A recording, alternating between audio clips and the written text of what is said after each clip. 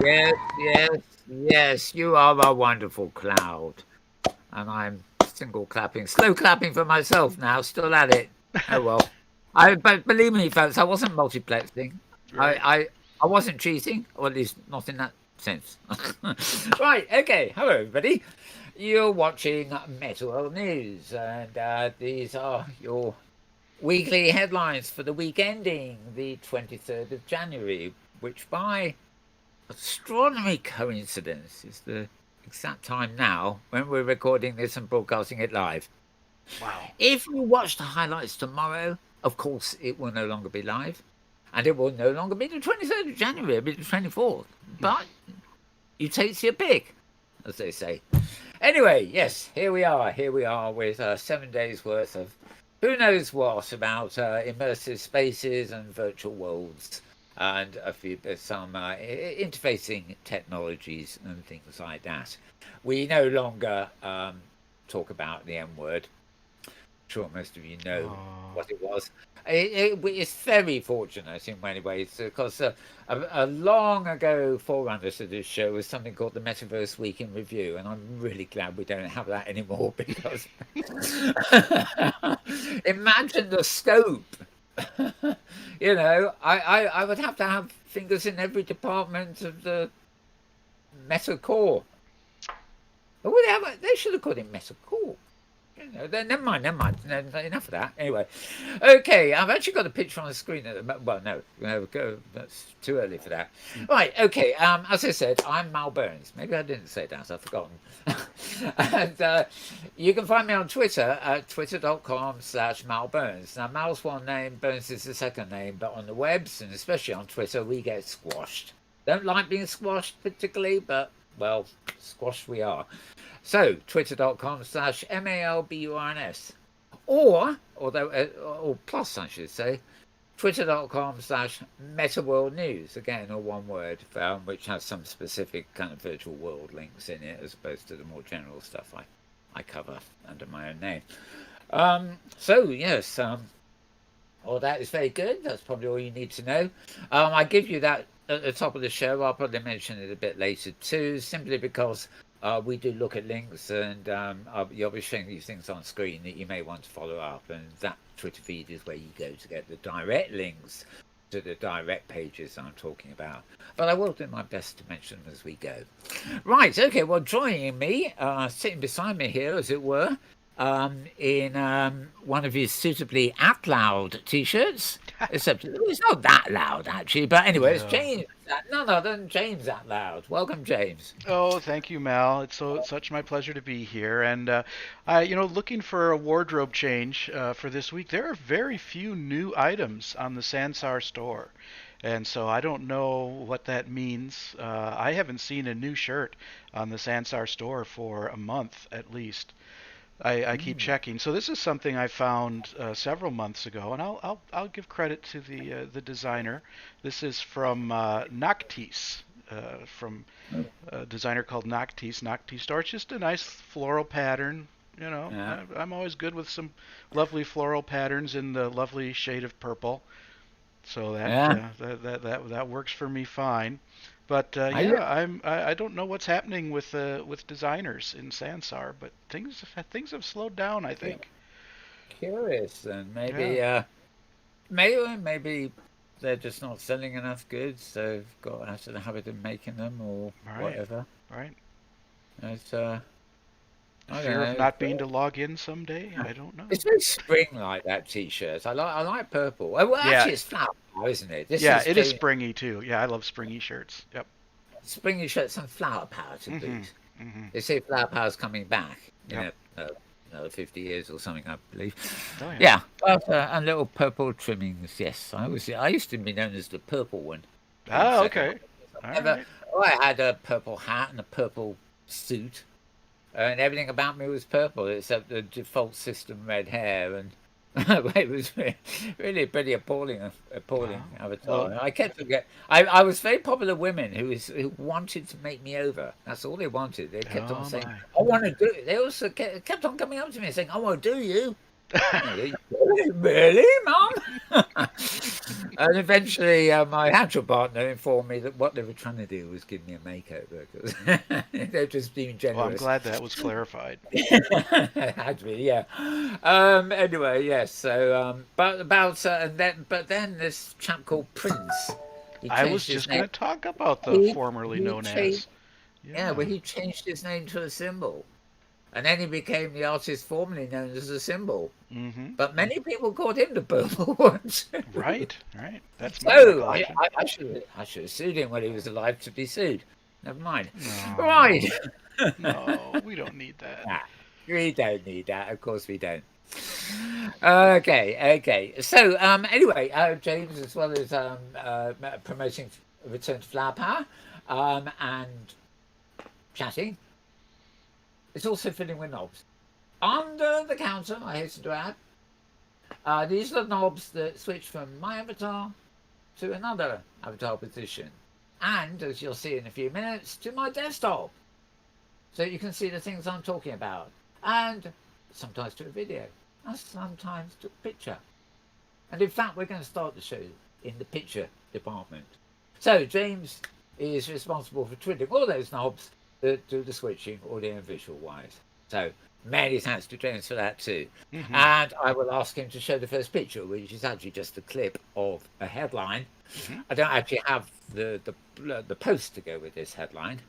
I just found it rather amusing when I saw the headline because on Tuesday Microsoft bought Activision, and a huge company which has been in a bit of problems lately, not financial, more reputation-wise, I gather. But it's a huge buy for Microsoft, and some people said, "Oh, they would need more games for their Xbox." Other people said, "Nah, this is a technology pitch to get stuff that will work in the metaverse to take on the God Emperor with."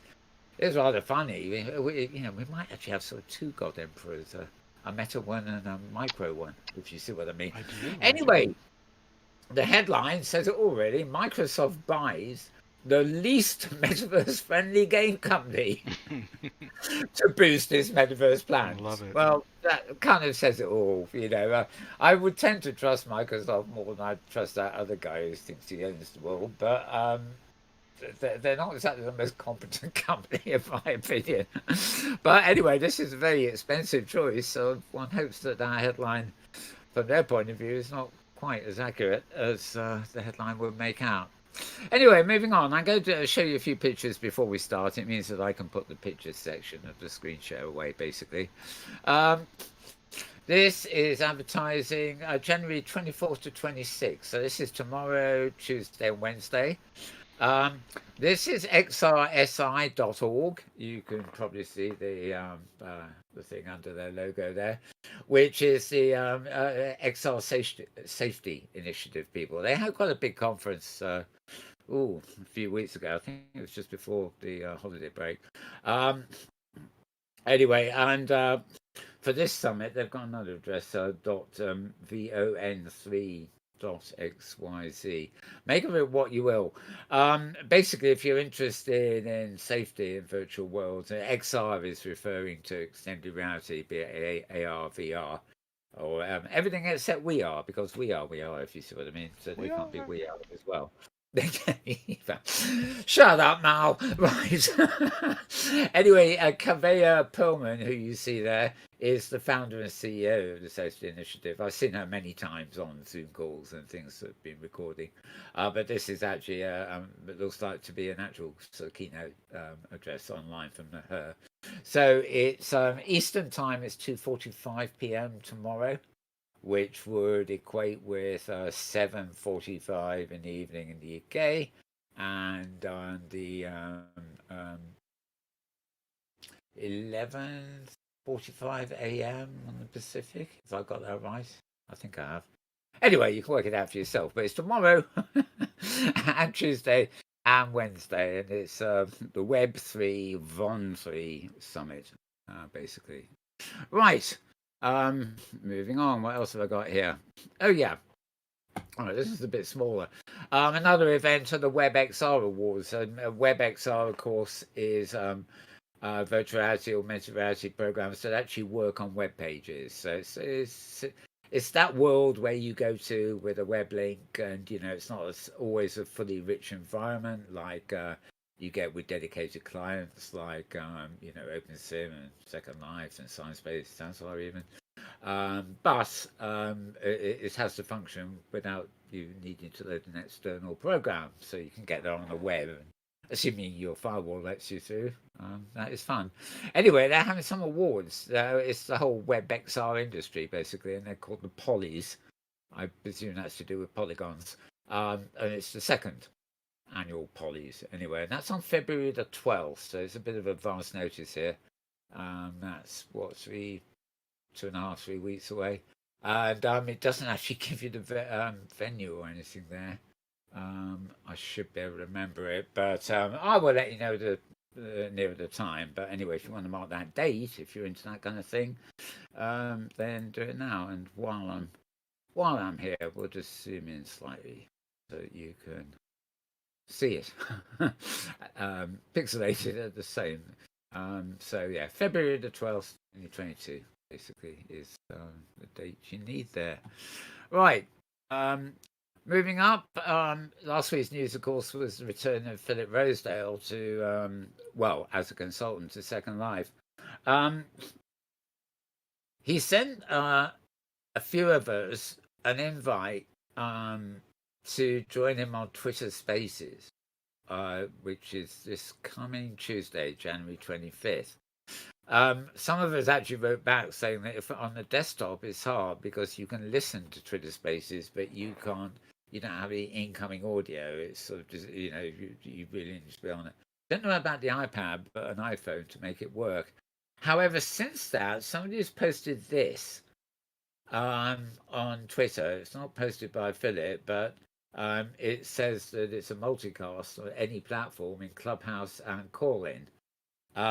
Which reminds me, there is there's another Clubhouse chat that I often go to, which is on Call-In too. But I'm not at all sure that this particular one is actually on all those platforms, and I'm certainly not sure that it's in Second Life as well, which would be implying that you go in world and use voice. So I really, really don't know. All I can suggest is you watch Twitter. And what I do know is it's 12 p.m. On January 25th, and for some reason that's showing up as 5 p.m. in my calendar, which it should actually be 8 p.m. if it's been converted from Pacific. So I wish I knew what was going on there. Anyhow, if you're on Twitter and the voice platforms, or possibly even Second Life, that the intention when he mailed this out was he wanted to have an advice discussion thing on interfaces for virtual worlds. What the best path to a good interface is. So it's the question he was asking for the conversation was pretty sort of technical. It wasn't sort of, "Hey God, how are you?" Sort of thing. But anyway, make of it what you will. It sounds like you may be able to get in there. Now I have two. Oh, apparently. Oh no, I know. This further down my little list here. I showed you this the other week from a company called Metaverse, the Metaverse consulting company, with their little map of the Metaverse. Now we'll be on this slide for a few hours actually if I went through it all. But it rounded up on top left social virtual worlds and stuff like that. And they tried to connect the NFT and the goods and social things, avatar creation, all the different platforms and everything together, grouped under virtual reality market services, augmented reality and hardware devices, which is all well and good. Now you don't really need to see it again. You can go to look up Metaverse, spelt like that on Google, and you could probably find them. But more importantly, is a new one that came. I think I just picked this up this morning actually.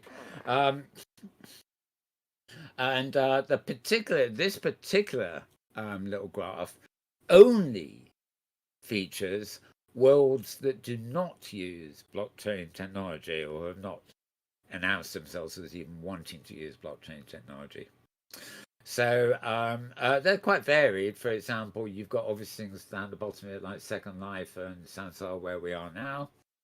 You've got Rec Room there, Science Space, Utherverse have been around for an awful long time, and I don't know. I've always thought it was the first, what would have been one of the first to use blockchain, but uh, no such thing. I guess they're content with their very adult audience that they already have. Oh, the Sansar IMVU, way down there at the bottom. Oh my goodness. e- yeah, but it's more recent in terms of having come live, so to speak, as well, isn't it? It's the last on the list because it's the most recent of the ones listed there. If you well, It hang on. makes me feel older, Mel. I feel so much Yeah, and older. actually we've got stage first up there too, which is Right, right. yeah, I would have thought newer. Yeah, so it's got IMVU there, which is a very old one.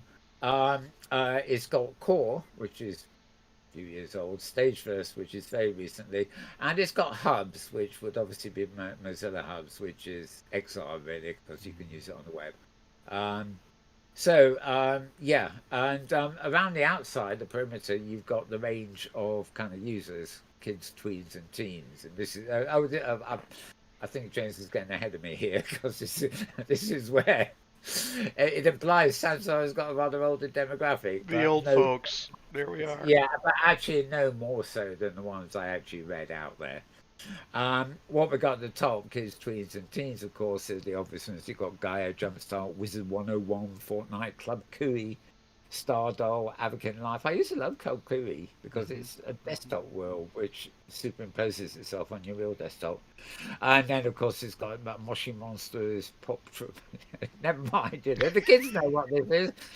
Yeah, oh yeah, Roblox you got there too, Yep. Minecraft, and yeah, that just implies Fortnite is more recent.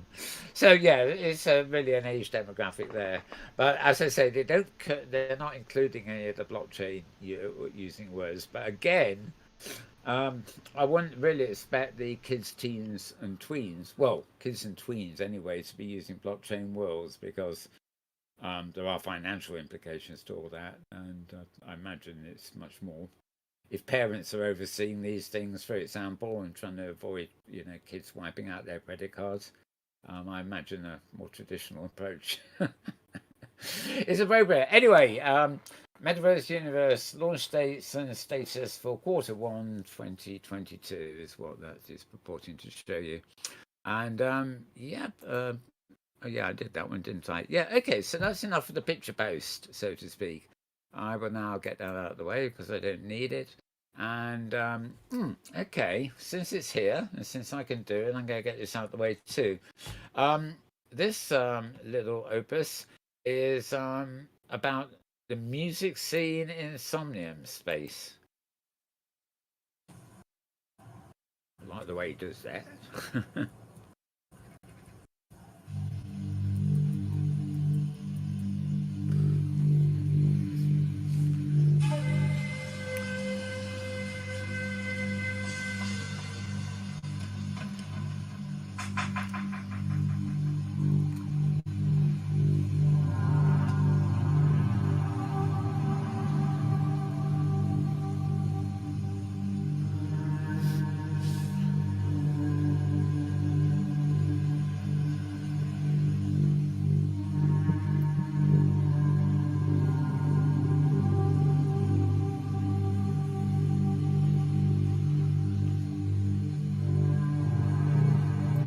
Yeah, I'll go a bit forward on it because it's a bit monotonous.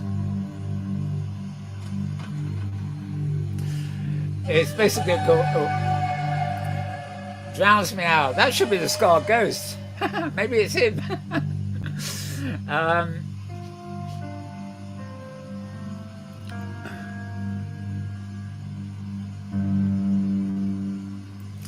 okay, so that venue, as it were, that they're passing around in there is called Somnium Music Space. And one of the things that actually, I don't quite know whether what's I think might be going on there is going on there or not. But clearly, the avatar in there is able to create different sounds with the aid of these flying balls. Ah, sound a bit rude there, don't I? Now, this reminds me of a friend of mine, Dizzy Banjo, who used to be in Second Life many, many years ago. He's considered to be one of the, initial music experimenters virtual worlds. He moved on when the iPad came out. He moved on to a company that were making apps, where you can make sounds on your phone and iPad and play around to your heart's content. Interesting little musical instruments, really, in their own right. But um, when he was in immersive environments, and he did try a few things outside of Second Life, but Second Life was the easiest ones to script and work. Um, he would have bulbs and things like this in a space, and the volume of the sound coming out. Well, each bulb had a different sound coming out of it, and more to the point, the volume and the spatial sense of um, the sound coming out of any one bubble would vary as you walked towards it and walked away from it. So if you imagine you're standing in a circle with loads of these bulbs around you, not the layout you see there, but a circle, then as you move to one circle, the instrument in that circle will get really loud and dominant in the mix. And then as you moved away, it would fade out, but another instrument would come in the closer you got to it. Technically, of course, you could walk out to the outside of the circle and then go do the perimeter, just walking from one instrument into the next at full volume. Quite a lot there, but I mean, since then, even musicians have played around with this, not in terms of making an immersive environment for consumers, but for actually building their own instruments to effectively play with. Sort of putting their own sounds, giving one to the public, for example, but including their own sounds. So, I don't know, maybe there'd be a different David Bowie song or bite in each of the bubbles, and Bowie fans would no doubt love it, and other people would be driven up the wall, no doubt. Who knows? Anyway, it reminded me of that, so I thought it was something worth looking at this. And as I say, this is Insomnia in Space.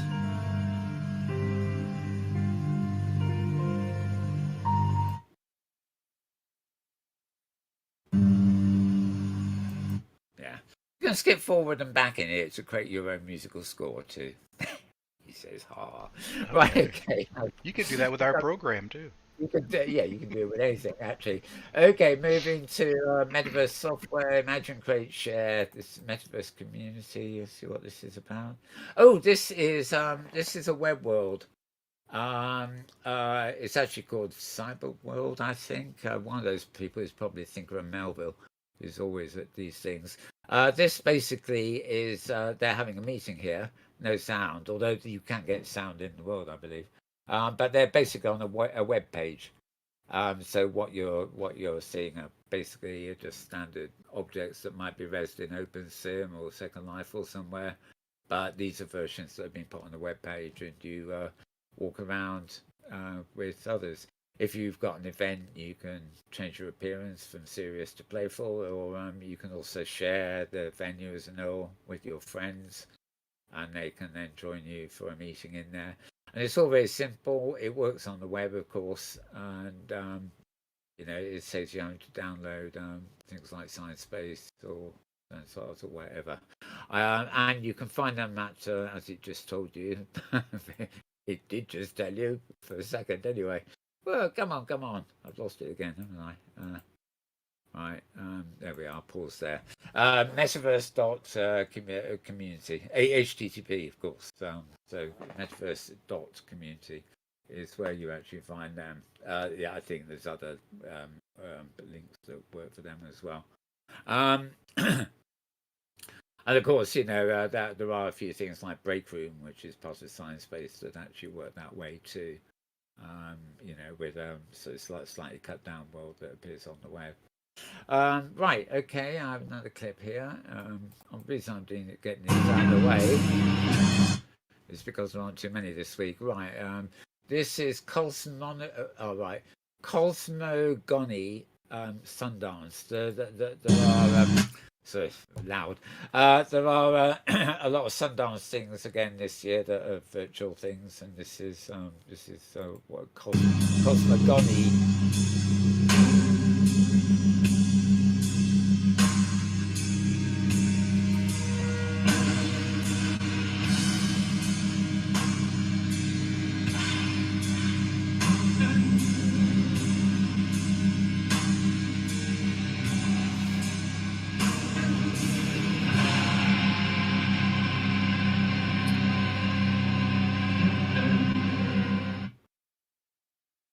Yeah, it's funny you see those sort of very simplistic avatars there in a cinema audience watching on screen something that is also avatars but slightly better and with clips of the motion capture actors as well. So it's always nice to see these behind the scenes thing. And this, oh yeah, oh actually yeah, this is not much of anything really.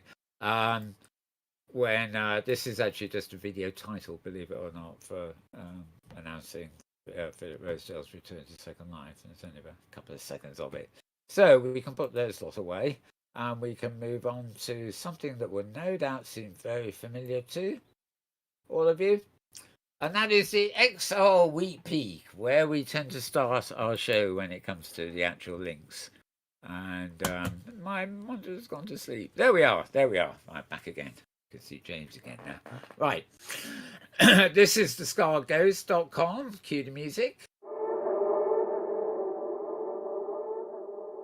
We should have just sampled that video earlier. Never mind. SKARRED. Sorry, cough, cough. SKARREDGHOST.com. He always starts the week with this XR Week Peak. So dated 17th of January, I think that was Monday. It's his roundup of the week before. So, in other words, all the stuff included here is maybe stuff that we included last week and maybe other things beside. But it's a very good way to start off your Mondays.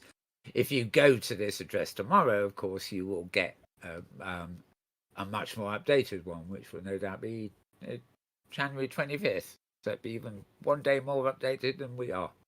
You see what I mean? Anyway, so this is look at the roundup of the coolest AR and VR news of the week. Nice little pair of glasses there. I must say I have been liking those ones. I forget which ones they are now, but they are glasses. I'm very averse to helmets, so this looks quite good. I don't. There's something about that logo that reminds me of Second Life. It isn't, of course, but and it's on its side. But anyway, right. There's his other company, Vroom, the production company. We don't have their blog anymore. They don't do it, but they're doing another new social XR immersive experience with Jean-Michel Jarre, of course, Oxymore. And tickets are free, but you need to register in advance because they're bound to be limited. You can read out more about it or register at a LinkedIn post of his.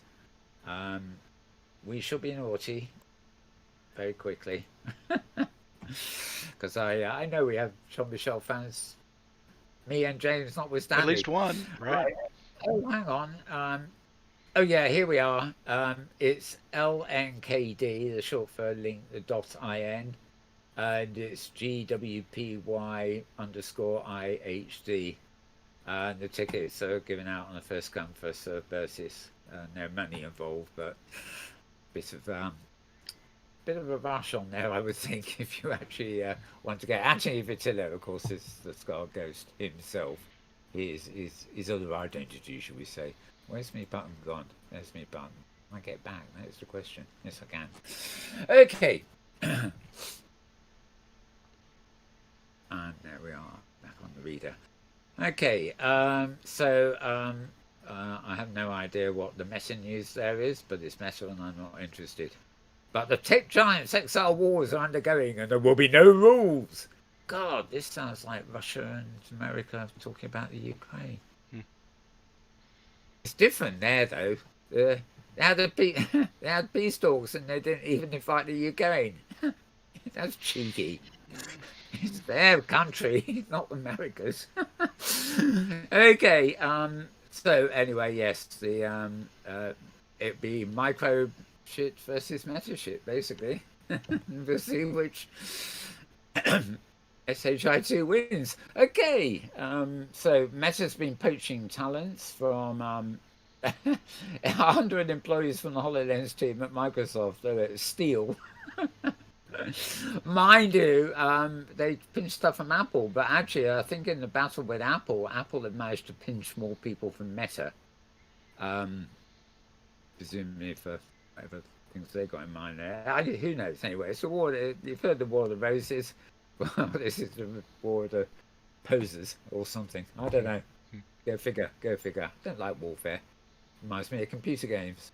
I don't play games. I go into worlds, preferably ones without violence. Right.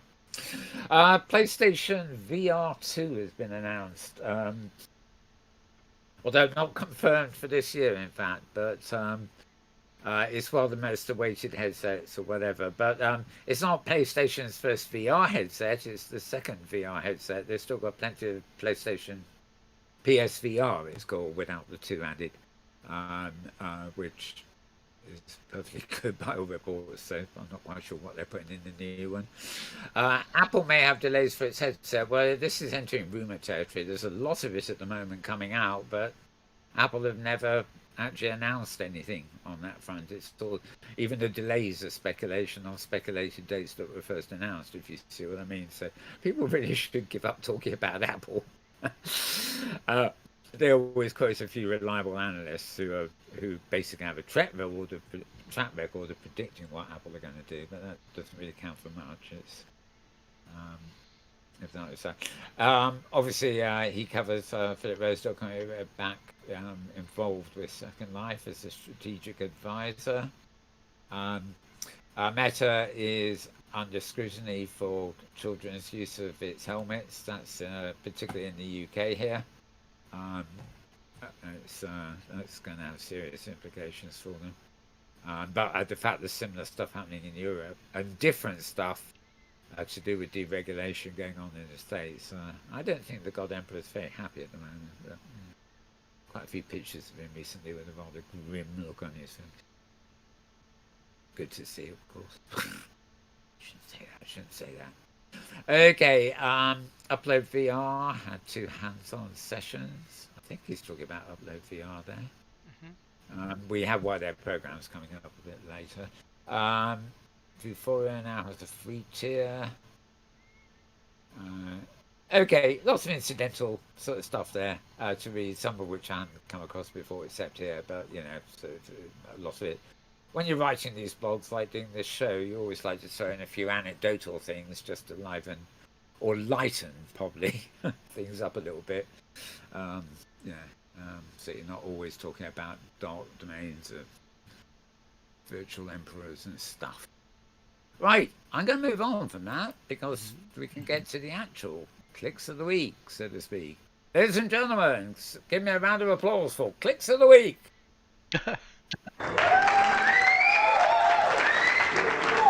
It's what you've all been waiting for.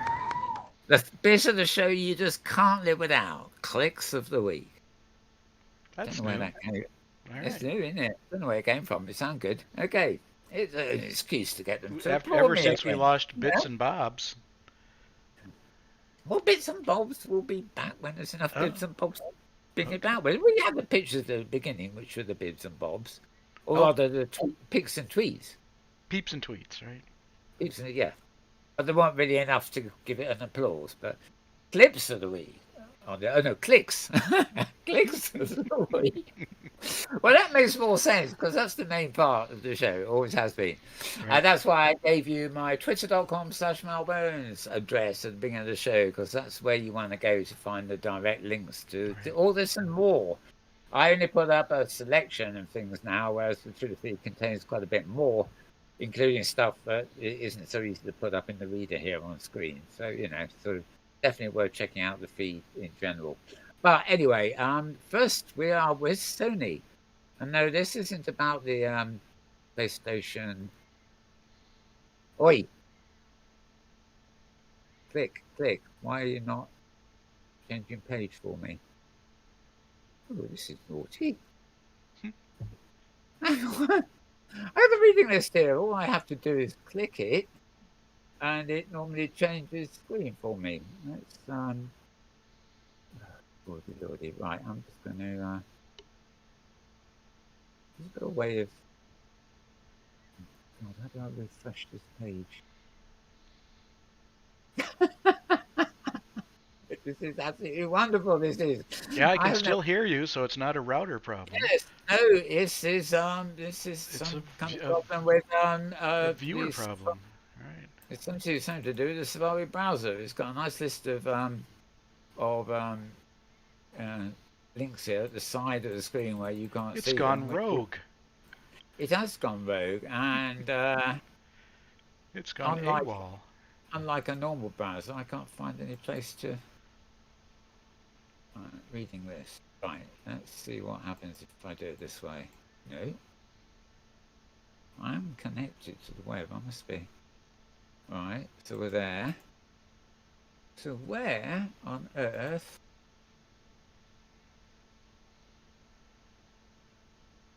It's not working normal mode either. Oh dear! Well, we got after all that fanfare for the best bit of the show, we've got it Right. not working. Yeah.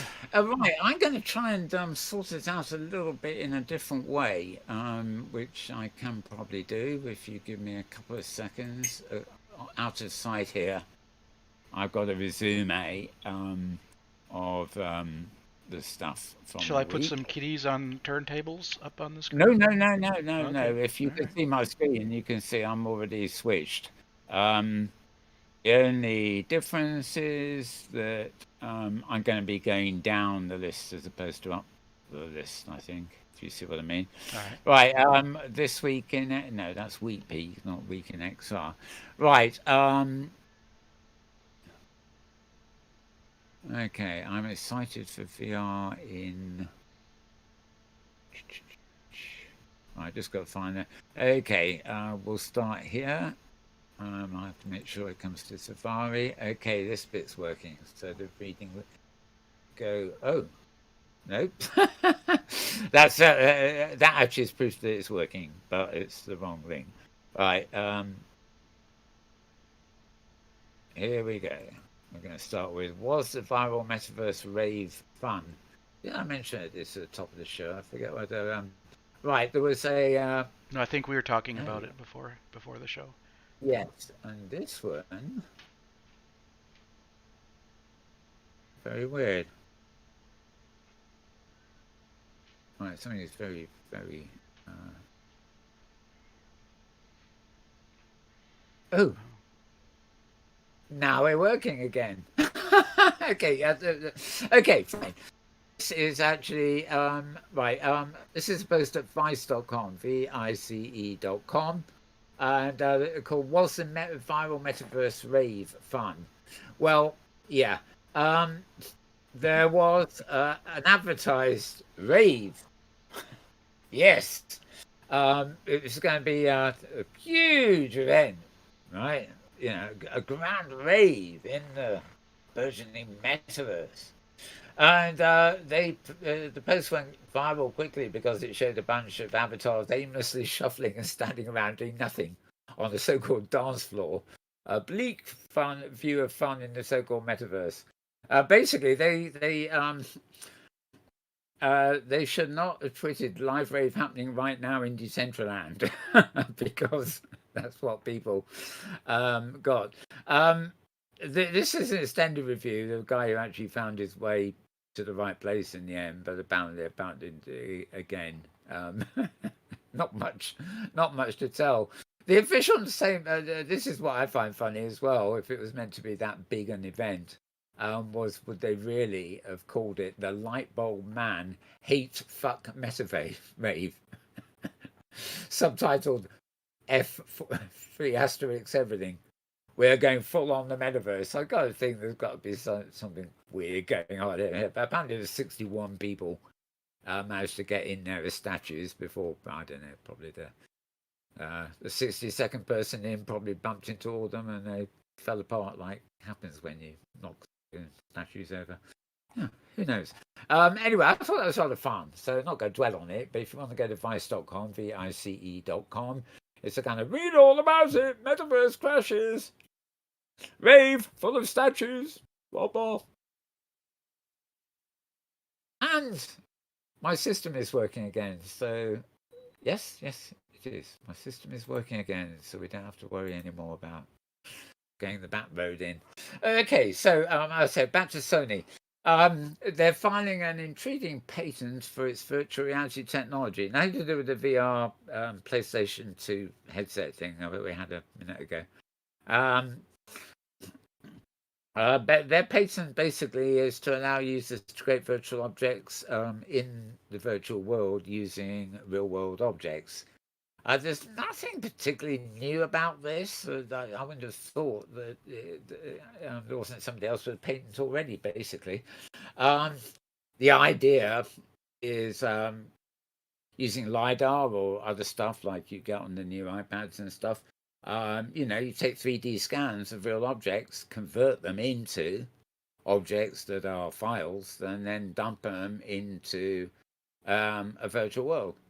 So you've then got your own real world object that you scanned in from your desk, and you've got it on the floor or on the desk in your virtual world. Um, and presumably, of course, it will persist as an overlay, an AR overlay in the virtual world, even if you take it off your desk and, I don't know, throw it out the window or flush it down the toilet or something. There'll obviously be major uses for this that one hasn't come up with at the moment. Certainly not the examples I just gave. Um, but anyway, the main thing about this article is that they've actually filed patents covering the use of real world objects in their virtual worlds, presumably their PlayStation worlds. So let's move that one too. Move it down. Right. This is a site called Brock Press, not Book Press, as I thought it said at first. BROCKPRESS.com. And it's entitled "The State of Virtuality Today and What It May Look Like in the Near Future." Now, I almost flipped by this one completely because I get so many blog posts coming in the newsreader these days with titles like that. Hey folks, want to know what the metaverse is? Well, we don't know, but we're going to pretend we do. But it actually isn't one of those articles. It's actually quite well written. Looking back at things like 1989's Nintendo Power Glove, for example, so a bit of history in here. The implications of COVID and whatever on that front. For going back to the workplace or not, as the case may be. Very mixed feelings on that this week. In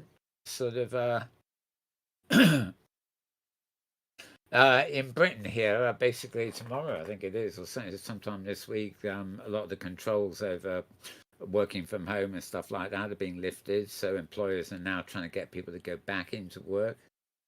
And I've forgotten what the something I hadn't thought of. My immediate thought is, that it means the local economies can sell sandwiches at lunch again. But there was actually something more. There was something more important about returning to the workplace that I'd overlooked, and it worried me a bit. But I can't remember what it is, which is not very helpful. So more on that later if I remember. Anyway, Bill Gates predicted things, but there again. Would you believe a Bill Gates prediction if it hit you in the face? Probably not. That's the guy who predicted that the web wouldn't amount to anything. Let's see. Okay, more than rights and stuff. Long-standing VR world's like decentralized sandbox. Well, decentralized probably cross it off the list after this week's rave. Let's see. Real estate. Again. Yeah, they're explaining all that. Okay, I think. Well, anyway, it's quite a good roundup article. It is not it's not somebody's picked up a press release of Zuckerberg's or something and regurged it. It's looking at everything, looking at the risk of addiction to VR and all sorts of stuff here. So good sort of general kind of read. I've suddenly got very distracted trying to remember what the bad to work warning was, but hopefully I'll remember later. Right, okay, so this you will find at brockpress.com, BROCKPRESS.com, and moving on to a site called News-Medical.net. And this is what we've known about presence in virtual worlds and, empathy and things like, some people call it empathy machine and things like that. This is just a bit of a new take. on a more specific side of something we know anyway, and that is that women in particular, if they meet somebody, if they have like a counselor or virtual person that they form a kind of relationship with, for want of a better word. I mean, presumably it is a relationship if there's a real world person behind an avatar, for example. Then it can reduce anxiety in women in particular. Basically, a virtual companion can actually replace, in some aspects, of a real world companion to sort of comfort people, and especially in the case of women, because they make a point that men and women respond somewhat differently here. Um, so the research was published in a journal called Translational Psychiatry. God, you love magazine names when they're academic. Okay, in a nutshell, they've shown that anxiety can be reduced by the presence of a virtual person, especially in socially anxious women. Women in general seem to benefit from more social presence. They summarize key findings in the study. Uh, this insight might have practical significance, and then they go on a bit more about that. So again, it's a particular post, about empathy, you know, virtual spaces, and particularly the beneficial effects on women who are stressed out and things. Okay, read it at news dash medical.net. So NEWS dash MEDICAL .net. And moving down the list, we're back to the Guardian newspaper here in the UK. Again, they've come up with it's a serious newspaper. They don't rehash VR articles every day, although they've had quite a lot recently. This is virtual reality is a genuine reality, or is genuine reality, not a genuine reality. So embrace it, says a philosopher. We had another thing about David Chalmers somewhere else recently. I think Kent Bai spoke to him on one of the audio things. He's got a book called Reality Plus, basically, and he says the material may lose its allure as VR technology advances. This is where things get really mixed up and quite fascinating. You get very serious people predicting that, VR. There's no good reason, he says, to think that life in VR will be meaningless or valueless. He says, um, we can't predict the future. This is the problem. I'm very averse to wearing helmets for more than a couple of seconds at a time. Other people could spend their whole life in this, it seems. Yeah, there are books like Halting State and things which actually imagine a whole future where, for example, prisoners are kept in virtuality, and the actual scenarios or the worlds they inhabit are directly related to their sentence, what they're in prison for, and the amount of time they have rehab. But they're basically VR puts them through rehab and turns them into a different person when they come out. So that was the premise in the novel. Um, until some of the kind of cells start connecting to other cells by mistake, and all chaos ensues. Prisoners being prisoners, I suppose, having a virtual riot when the doors of the cells open. Anyway, but other people think, well, it will sort itself out, and we'll spend a lot more time in there. And I often think of a kind of Blade Runner city scenario, utopia or dystopia, I don't know.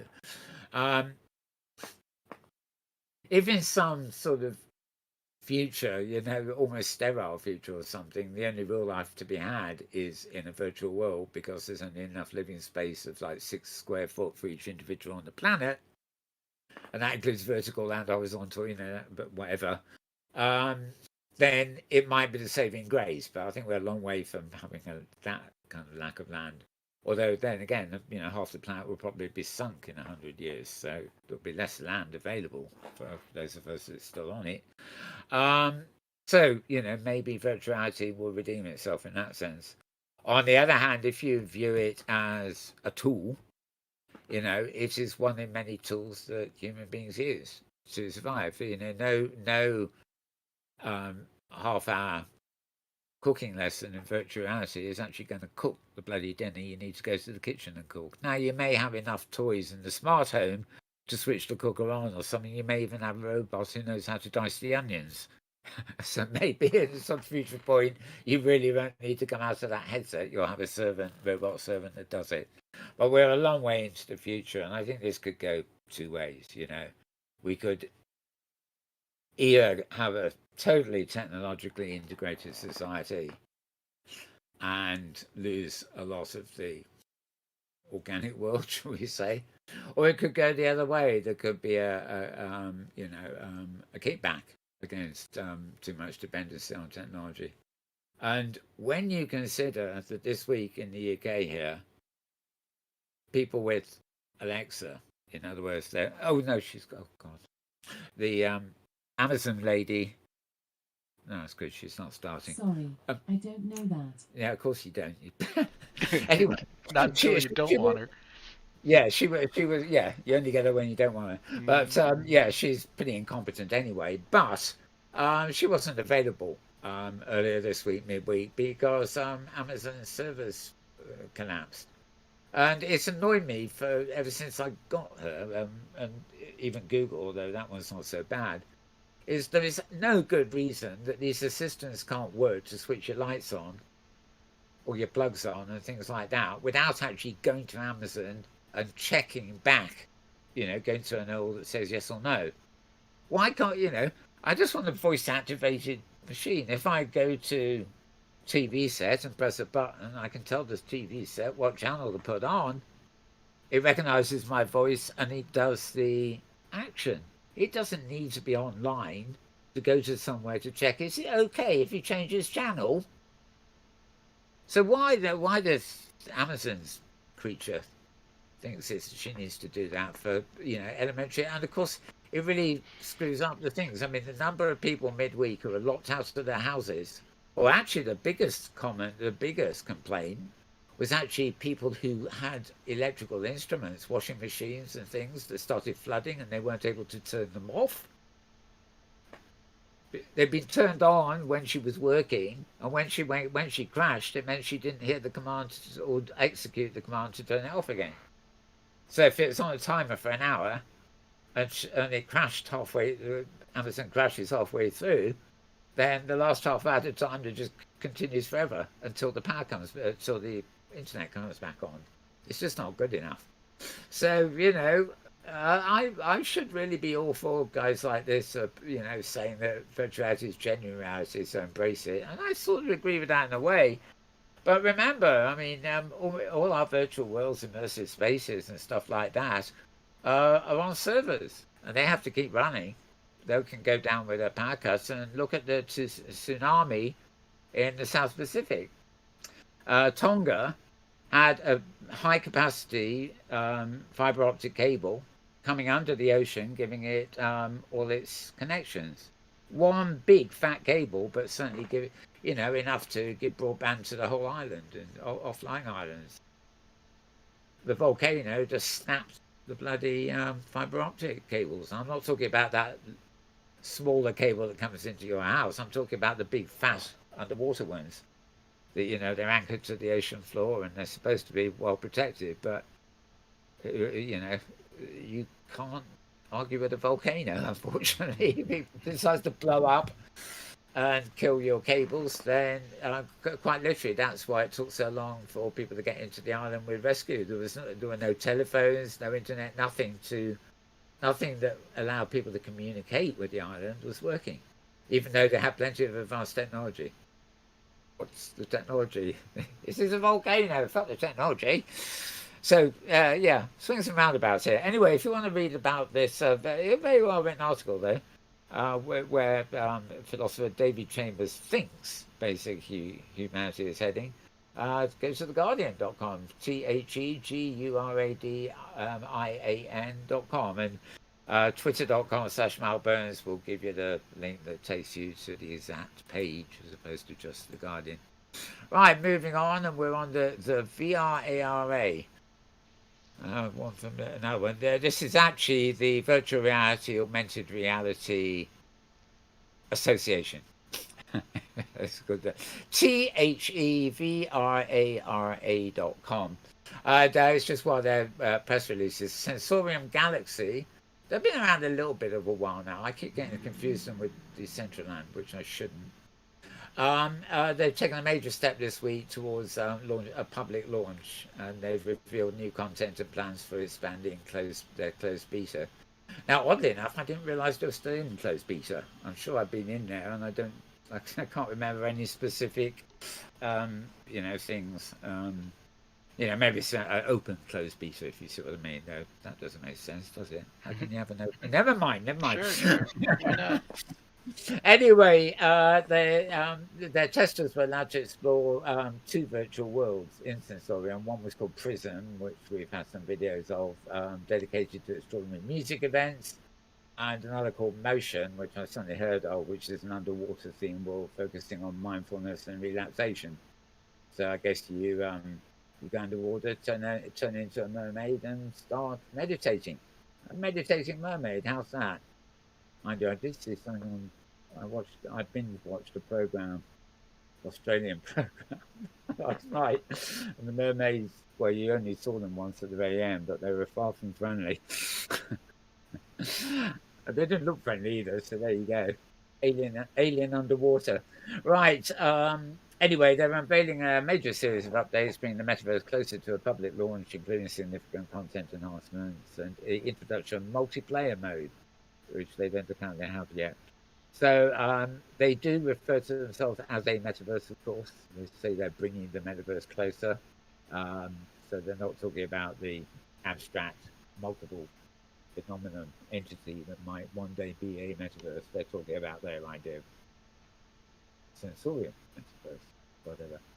Anyway, that press release, as it were, is at THEVRARA.com, and I've got a feeling if you Google Sensorium Galaxy, you'll probably find stuff direct from their site as well. Right, moving on again, we come to organics. Here now and again, AUGANIX.org. It's an ORG, this one.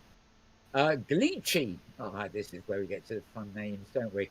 Gleechy have announced the availability of its virtual grasp technology to enable developers to have more natural hand interactions through VR experiences. So this was a press release again. Hang on. Now there is a video that goes with this. I'm going to just switch to their webpage here.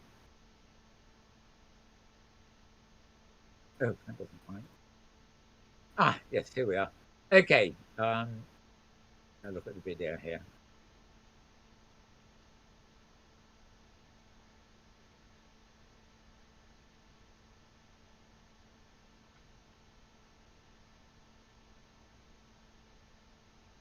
Is there sound with this? No, there's no sound on it. I take it as not. Can't remember.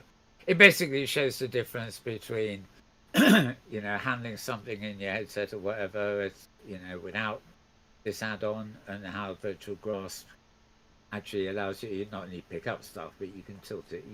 Basically, you can move it around much more methodically when you pick it up with virtual grasp technology. They are a hardware agnostic software solution that provides natural hand interaction, and it's available to third-party developers who want to upgrade their VR experiences.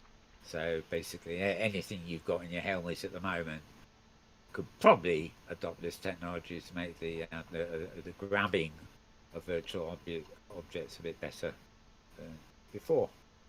So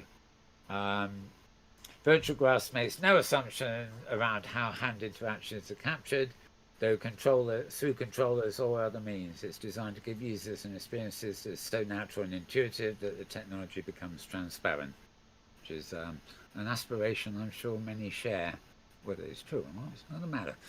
Right, okay, so this is, as you can see up there, organics.org, AUGANIX.org is the site you want for that one. Right. This is Politico EU, which basically is the European Union in EU, and Politico is a political site, basically. This is a lady, Vestager, the name is. She's the EU's digital czar, and she's saying we should start thinking about it now when it comes to regulating new digital spaces. This spaces being the emphasis here, it includes virtual worlds, virtual spaces, basically immersive spaces. Um, and Margaret or Margarete, I believe, I think she's Dutch. Vestager wants the future operation of the so-called metaverse. Glad they said so-called. So-called. Yep. Yeah, to face more scrutiny, saying that plans to create an all-encompassing virtual reality environment pose new challenges for antitrust regulations. Become synonymous with the grand plans of Meta, formerly blah blah, and the metaverse will present new markets and a range of different businesses. They're happening already, and we need to be able to follow them. Meta has pitched the most ambitious plans, but there are other iterations such as Decentraland. Well, not after their rave, it's not. And Sandbox.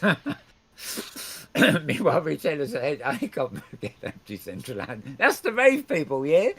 Right. Anyway, sort of, I don't know. They'll probably fool Boris. He'd probably think it was a real rave. Standing still and bobbing. Right. Anyway, you can imagine what we're going on about here. It's if you're interested in legislation and the future control of spaces, I mean, pages on the web are not really that well controlled, so it's going to be a major effort to jump forward in time to actually make spaces as controlled as they need to be, or some people would require them to be. It will ultimately be a compromise, but as long as that compromise does not involve Zuckerberg, I don't really mind too much at all. Just put that guy in orbit. Maybe he could be put on one of those Mars vehicles. God Emperor Goes to Mars. That would make a good graphic novel, wouldn't it, or something? Or a TV series. A science fiction show. The God Emperor Goes to Mars. Episode 500 meets Flash Gordon. Right. I was thinking of that. What was that Disney movie, John Carter? Oh, guys, John Carter. Right. Yeah. Indeed. God, if only it rhymed with Carter. Oh. Yeah, let's think of something. Yeah. Anyway, yes. That's a befitting place. Of course, they could build the servers to power all our virtual worlds on Mars. Yeah. And then we wouldn't have to worry about lag. It would be, I believe, 10.5 months at the highest possible optical speed. Yep, So no you log into your server on Mars and come back nearly a year later, and you finally logged in. But then you've got to add another year for. You've sent the request up. You've got to send another year for the request to come back down to you. That'd be real fun, metaverse. That would be. I'd actually be happy exiling the God Emperor to oversee something like that. A lot on his hands to keep him hands off other things. Right. Great opportunities tech companies to place existing products, services in a new market, new players to find their niches, etc. Antitrust lawyer Michael Westrop, who co-authored a paper on the subject. Oh, I got that. Here we are, bonus. This is what you get for watching me live. I actually click live on.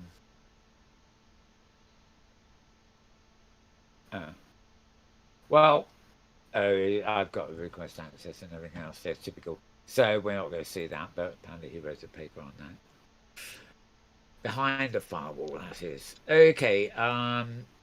There will be a marketplace where someone may have a dominant position. Investigator told Politico in an exclusive interview. Things are happening that we need to be able to follow. So more of that at Politico EU. POLITICO.EU. I'm moving on to. How could we possibly forget? Oh, except he didn't move on. Come on. Right. Voicesofvr.com, of course. I think 2 or was it 3 this week? Right, well, I've only got 2 up here. I think they were related. This is 1044. It's a preview of the Sundance New Frontiers for this year with the chief curator. And the other episode is just down here too. This is 1045, which is taking a while to load. Yeah, there we are. Okay, this is about the process of shooting a feature-length documentary in VR chat. I was in there earlier and I couldn't even navigate. I was about filming anything. I couldn't even get me advertising movie. But director Joe Hunting on We Met in Virtuality, which is premiering at Sundance. This has actually got. I think there've been quite a lot of trailers for this, if not previews anyway, of this film. Basically about 2 couples in long distance relationship. One being a sign language teacher. Who spent a lot of time traveling together and building relationships within VR chat. So it's definitely a VR chat kind of exercise, this film. And I think all the participants were helmet wearers as opposed to simple flat screen users. Okay, all day January 23rd. Okay, okay, if you go to VR chat, you can buy tickets $20 for this. It looks like the all day today. That's the 23rd, where we're at now. I presume there'll be more of it later. And of course, as with everything at Voices of VR, it's actually a podcast.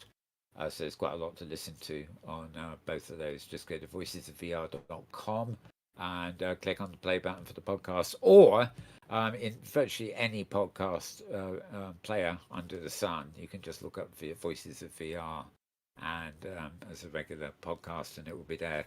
Sometimes once a week. Sometimes I think the record is about 14 shows in 1 week. It does vary, but they're always great listeners to us. Ken Bai is an excellent interviewer and interviewee for that matter. He's excellent. Right, moving on to Forbes. Yeah. Why could we possibly be going to Forbes, I wonder? Yes, I know why. I think it's... No, sorry. I think indeed. Right, it's Charlie Thinks. This week in XR, Microsoft's new Metaverse Play, Apple delays, and Google's AR skunk works. Oh, that doesn't sound very pleasant, does it? Okay, talking about Activision Blizzard being bought by Microsoft. Implications, what is that they're doing? They paid $75 billion for it. Cheap at the price, eh? Well, they're having problems, not financial problems, but reputation problems. So, somebody who wants to pop up their reputation would not normally choose Microsoft to help them do it. I don't think. But anyway, right. But they do have the advantage of Xbox, the 4th largest game company. Activision is actually only number 6, so we're a bit behind in the rankings too. They will now have combined revenue of about $16 billion, and that will still put them behind Tencent and Sony. So interesting. This is going to be a real test of Microsoft's political power, as regulatory scrutiny is certain. And the deal could actually take more than a year or more to close. Right. So, we can XR. Apple delays headsets. I don't know how you can delay something that has never been announced, but that's people just talk about Apple for the sake of it, I think. Like Google have announced they're building an AR headset, but it will be AR. It'd be a helmet type thing rather than like Google Glass. Or maybe it'll be goggles. I don't know. Helmet, headset, goggles, glasses. Or what's the other one? Oh, contact lenses. I'll settle with the contact lenses and head upwards slowly. Right. Yahaha Studios have raised $50 million for a Roblox-like game creator platform. Oh, right. Doesn't seem to tell us much about that. I think I've heard of them. They're in Europe, in Finland. Although research and development is in Shanghai. They're probably covertly owned by China. So they're probably building spyware. Sort of surveillance, whatever, something. Very interesting article I read today on... don't know whether I posted to Facebook or not. It was, covered a lot of the lesser known ways in which the Chinese state is involved in spying around the world, even to the point of toys you may have bought for kids at Christmas made in China have all sorts of hidden technology, monitoring technology, and scary stuff.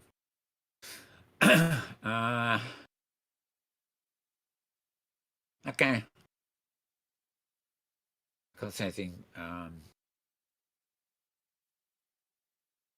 Metaverse will benefit chip makers. I'm sure it will, except there's a shortage of chips being made at the moment. So, oh, I love speculation. Okay, so you'll find that at Forbes.com, Forbes.com, and the direct link to that article will be on my Twitter feed. This was excellent. This is actually, I can't really post anything about Philip Rosedale without saying how wonderful it is. Cool. But that's cool. Good. Hang on. Also on via time, James, you want to or sense? I mean, pause. How do you pause it? Okay. Basically, this is an interview. Well, it's open discussion on a whole load of stuff between James Wagner at New World Notes and Philip Rosedale. Now it's on James Wagner always posted it at his SoundCloud account. But in fact, what is very interesting about this is it's not James interviewing Philip. It's the first of Philip's own podcasts interviewing James. So when you listen to this, it's very easy that the person controlling the conversation is Philip, and James is there to reflect on things that they know together from the past. Back at the days of Second Life and the greater metaverse and things like that. It's just a great conversation. It goes wherever it's going to go. And it's just under an hour, but it felt like, listening to it, it felt a whole lot longer. Basically, it recorded it, well, it's midweek, I think. It's rather a joke, actually. I got a call from Philip on Skype, which he apologised as he was trying to get through to a show he was hosting. I think this might... No, I think this is a few days before. I don't know. Recorded... He's returned to Second Life development and plans to create a humane metaverse in conversation with James Atlloud. This is a rough, uncut edit. Okay, so this is the uncut edit for Philip's, what will actually be Philip's upcoming show. So presumably there'll be a cut version of this, edited version of this showing up later as the Philip podcast. Okay. I wonder if he's planning to record this thing on Tuesday as part of that. Anyway, very interesting to have a regular podcast with Philip as the actual host as opposed to the subject. Right. Okay. This again, the link I've got here is soundcloud.com. This is one that doesn't give you the exact page. So soundcloud.com, soundcloud.com. You can either go to SoundCloud and look up Wagner James Orr. You can see the spelling there. Or you can, of course, go to my Twitter feed and just follow the link, which would take you to this page that I've just loaded now. Anyway. Right. Moving... Oh, no, we've done... Oh, wait a second. We've done... yeah, we've done that. We've done that. Forgot to remove him. There we are. Okay. So, a site in the UK here called The Spectator. This is a sort of magazine format newspaper. It's sort of it's a bit like The Economist, different editorial slant and whatever, but quite interesting read. Basically, they've got this article this week called "Will Our Future Lives Be Like a Video Game?" A bit like the chap talking in the other article about sort of virtual reality is real reality or whatever, for the future. Anyway, this looks a few years ago. Our company Labs released a computer game called Job Simulator, and players find themselves in a future world, roughly 30 years in the future, where super efficient robots have snaffled up all the jobs. No longer needed for work, humans entertain themselves instead by donning virtual reality headsets and reenacting the glory days, simulating what it was once like to be an office clerk, a chef, or a shopkeeper.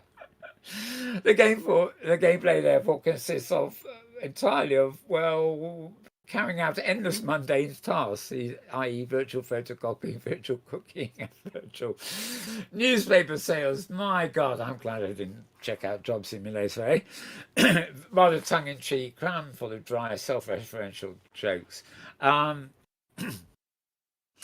Anyway, players are goaded by floating screens boasting about the failed human uprising of 2027 and given the option to hurl donuts in protest. Okay, I want to get... Where is the bit? Okay, the real revolution, it is as claimed, is still to come. As the digital scaffold of the metaverse continues to shoot up all around us, and as virtual reality continues to merge with and augment our physical surroundings, computer games will become an increasingly present, increasingly seamless feature of our everyday lives. Then we have a bit about crypto tokens. Oh, gosh, God, is Sonic the Hedgehog? What's he doing in there? An example of some sort. Traditional incentives around which our ambitions once danced, money, job, beauty, will be wiped and replaced with those of gaming, leaderboards, challenges, digital currencies, virtual fashion. Again, this is one of those things you read and think, is this warning me about a dystopia? Or is this foolishly pretending it's a para-utopia? This may be the word, I don't know. But anyway, there's a hell of a lot to read on this. All good food for thought.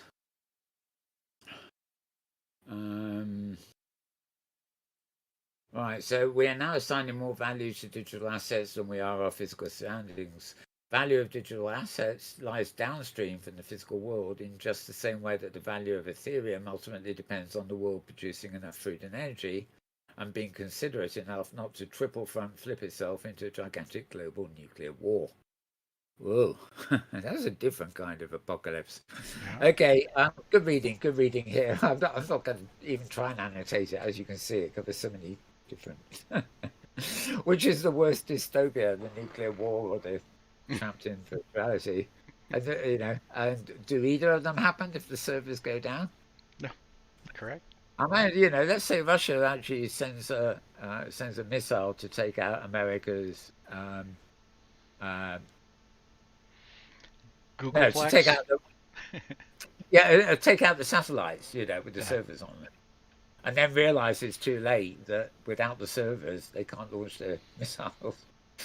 Anyway. So Mal, I just noticed a message on the YouTube chat from Thursa. Hello, a while back, I missed it, but she said she heard Google's going for augmented reality. Yeah.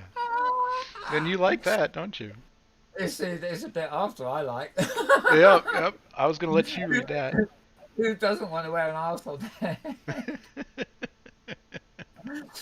In case you missed this, the augmented reality special edition of I don't know. Well, it's not a headset. I don't know. But anyway, the letters spell out ARSE. So we don't need a helmet. We just wear an arse. God, just think, it might be Zuckerberg's arse. That would be the ultimate nightmare. Hello, Thursa. Good to see you. I don't have eyes in the back of my head, so she's just going, well, why not? It's funny. It's hilarious, actually. I'm sure somebody typed it for you, or passed it on to you. I'm not implying that you would have said such a thing. It's some augmented reality special edition, known for short as.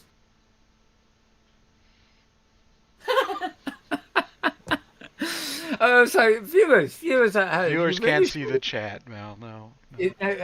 no, but well, if they're watching on YouTube, they can see the chat, quite possibly. Oh, do we But save the chat? Okay, all right.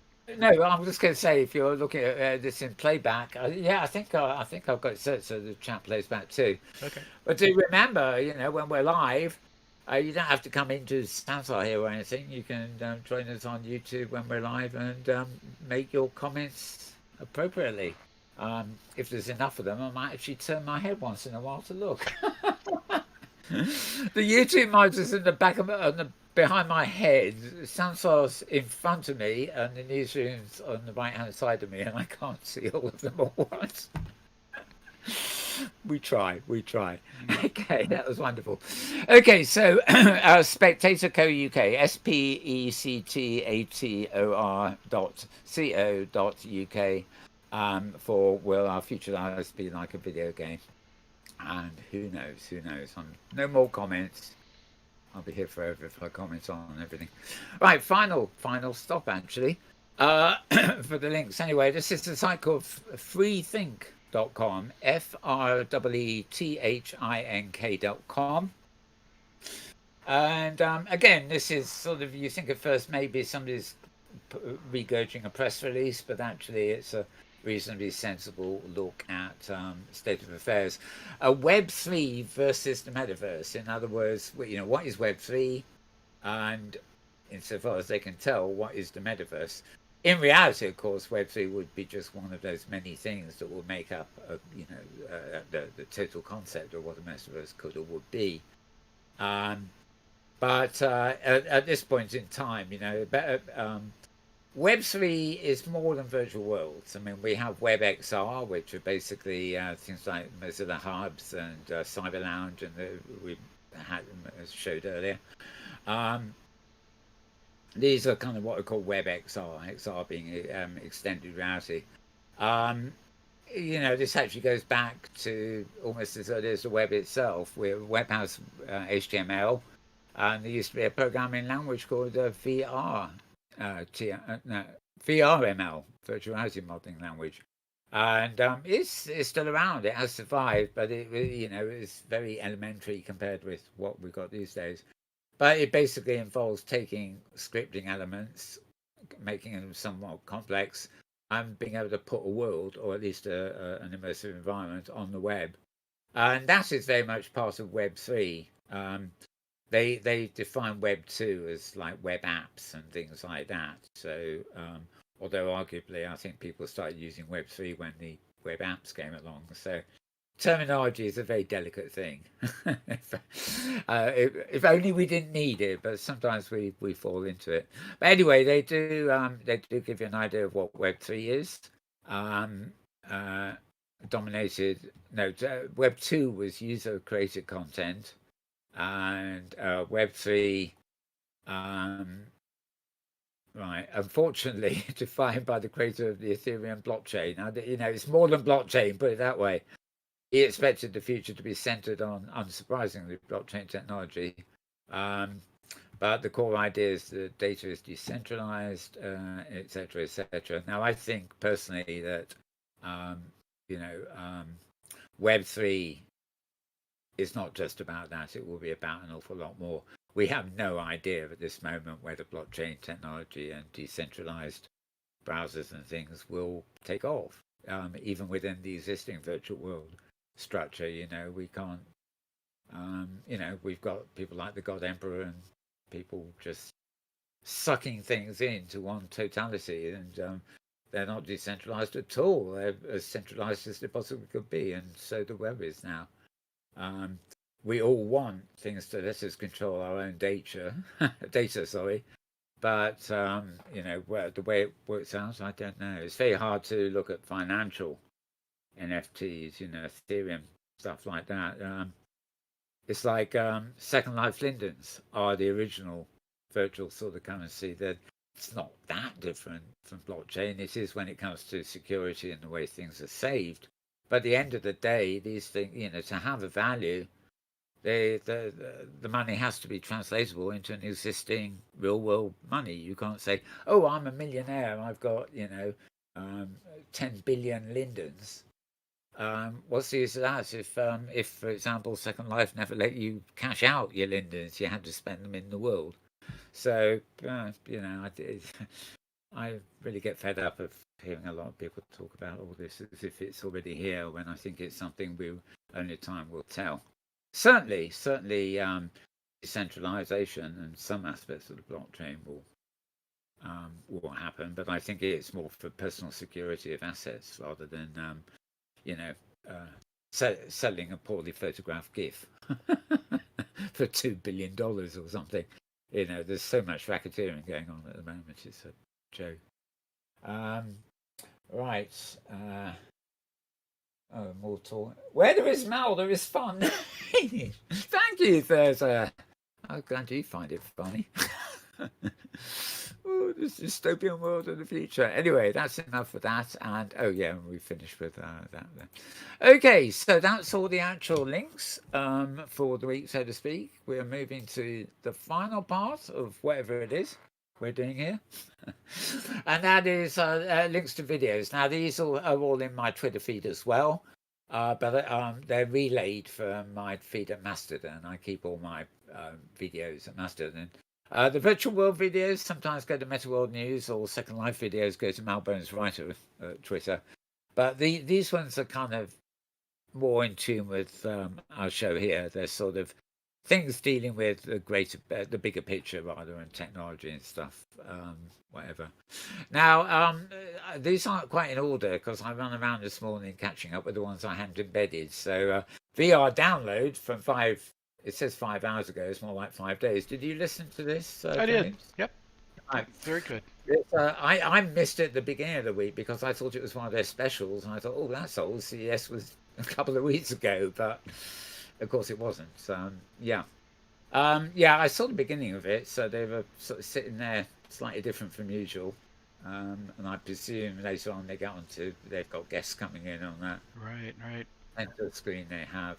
Yeah, they keep saying they're working on their new studio. I'm watching for that, of course, as a studio person. But and they're in VR chat, aren't they? No, they are in the Facebook. They're using the Facebook Oculus technology, so they have a specialized version of Horizon type thing. Horizon Worlds or whatever. Yep. Okay. I'm not so enthusiastic about them now. Well, no wonder they got those silly avatars. Yeah. Right. Okay, but they do talk some sense sometimes, don't they? They talk quite well, I think. Yes, indeed they do. Somebody else who is a talker, I don't know which, he stopped numbering the episodes here, that what I'm excited for in VR in 2022. This is this guy who's, I'm going to click through to the site. We've had him a couple Hey of... folks, welcome to another VR video. Today I'm not actually going to jump into a headset. I'm going to talk a little bit about the future of the channel and... Right. He's looking at stuff, New Year stuff. His name is Eric Hartley, and you can subscribe to him on YouTube. Basically, this is stuff he's fancied about the new year. Most of his other podcasts they're quite short, about 15 minutes. He's been looking at virtual world technology of various sorts. So quite an interesting talker. Just one man in his camera, basically, if it's all sense. As things have developed pretty quickly over the past year or so, all kinds of different features, but instead of it being a massive, cover it on the channel, and they were very willing, and I was super excited to be able to step back into that little tech demo. So it's been a few years now. Again, complications in the world, unforeseen circumstances have delayed that title to hopefully a game called Tentacular that showed up in the Wholesome Games Showcase I don't even remember what time. Okay, well, that's enough for now. You get the idea there. Uh, a lot of games, but virtual worlds too. He's got some clips he shows as well as seeing his face on camera. He's very excited for all those in 2022. Me, as an audience, less so. I have to admit, but given some of the absolute rubbish you get on YouTube coming out purporting to be experts on the metaverse and all things to do with that, quite an interesting listen, and always a nice short filler sort of item. I often imagine with this particular bit of the feed, it's like running a TV station. And I stick this in because it's 15 minutes, a lightweight thing between the hour-long jobs and stuff like that. So it's like think of it like a playlist really with variety in it. Okay, how did I get here? Oh yes, I clicked through, didn't I? Naughty me. Means I have to use my back button. Oh, dreaded back buttons. Okay. So, this week we've got Charlie Fink with the Week in XR podcast back on video at YouTube. Apparently, it's broadcast live on the AWE.live website, which of course is your Metaworld Expo, where he did a talk earlier in the week. Maybe to try and get a greater audience, because for the first time. They're sponsored by Vibella, which is great. Charlie's done quite a few things for them, and whatever. But it may be they've. I don't know why anybody would sponsor them. They have very few viewers like me, but maybe going live on the all site is actually getting them more viewers. We'll wait and see. But anyway, it's good to know that there's a video version there, and the guest on this one is Alex Heath. In fact, we'll just see.